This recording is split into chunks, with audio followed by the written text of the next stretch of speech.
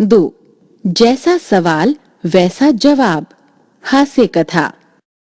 बीरबल अपनी सूझबूझ से बड़ी समस्या का भी हल निकाल लेते थे। बीरबल की सूझबूझ और बुद्धि के कारण ही अकबर अपने सभी मंत्रियों में से बीरबल को बहुत पसंद करते थे। बीरबल की बुद्धि के सामने कोई भी नहीं टिक पाता था। इसी कारण कुछ दरबारी बीरबल से चिढ़ते थे। वे बीरबल को मुसीबत में फंसाने के तरीके सोचते रहते थे। अकबर के एक दरबारी ख्वाजा को अपनी बुद्धि पर बहुत घमंड था। बीरबल को तो वो अपने सामने मूर्ख समझता था। एक दिन ख्वाजा ने बीरबल को मूर्ख साबित करने के लिए कुछ मुश्किल सवाल सोच लिए। उसे विश्वास था कि इन प्रश्नों के उत्तर देने में बीरबल के छक्के छूट जाएंगे और कोशिश करने पर भी वो इन प्रश्नों के उत्तर नहीं दे पाएगा। फिर बादशाह अकबर को मानना पड़ेगा कि मेरे आगे बीरबल कुछ भी नहीं है।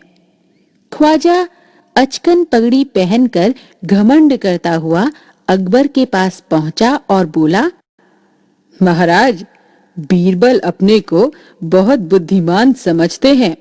मैं चाहता हूं कि आप बीरबल से मेरे 3 प्रश्नों के उत्तर पूछकर उनकी बुद्धिमानी की परीक्षा लें। दूध का दूध और पानी का पानी हो जाएगा। ख्वाजा के कहने पर अकबर ने बीरबल को बुलाया और बीरबल से कहा, बीरबल, तुमसे ख्वाजा 3 प्रश्न पूछना चाहते हैं। क्या तुम प्रश्नों के उत्तर देने के लिए तैयार हो? बीरबल बोले, जहांपना, जरूर उत्तर दूंगा। खुशी से पूछें। ख्वाजा ने बीरबल से पहला प्रश्न पूछा, संसार का केंद्र कहाँ है? बीरबल बोले, जहांपना, जरूर उत्तर दूंगा।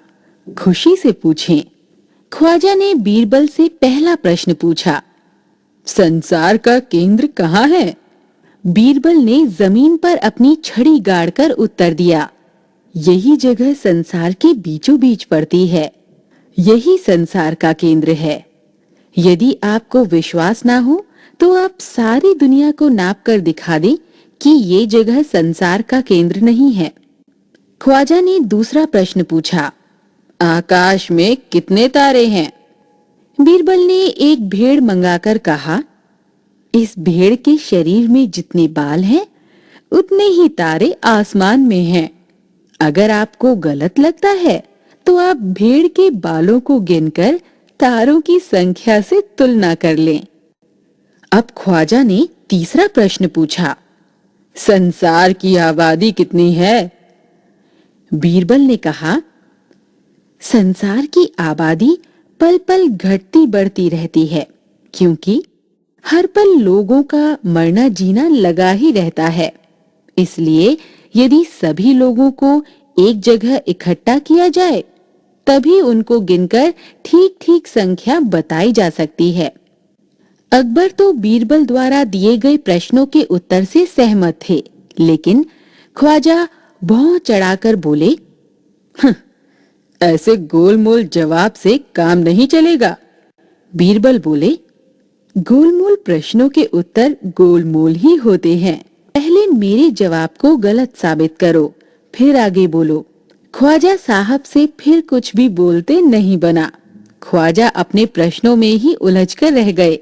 सीख, सूझबूझ और बुद्धिमानी से प्रत्येक परिस्थिति को पार किया जा सकता है। Moral, with intelligence and wisdom, every situation can be handled successfully.